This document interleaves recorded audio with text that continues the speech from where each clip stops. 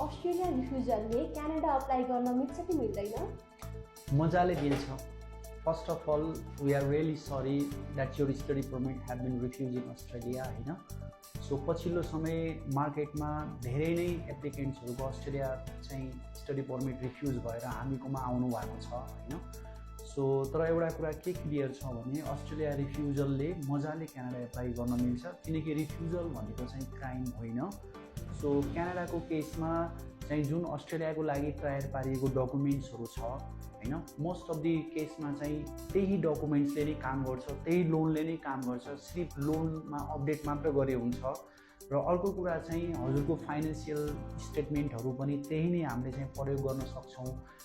कतिपय केसमा यदि हजुरहरूको पिटीको स्कोर अथवा आइएल्सको स्कोर चाहिँ कम छ भने त्यो केसमा चाहिँ हामीले कम भएको स्कोरले अफर लेटर मगाउँदै गरेर भिजा एप्लाई गर्ने बेलासम्म चाहिँ हामीले चाहिँ स्कोर अपडेट गरेर भिजा एप्लाई गर्न सक्छौँ। र विगतका दिनमा चाहिँ गोरेटो कन्सल्टेन्सीबाट चाहिँ थुप्रै अस्ट्रेलिया रिफ्युजल स्टुडेन्टहरूले एप्लाई गरेर भिजा लगाएर गएको चाहिँ रेकर्डहरू छ।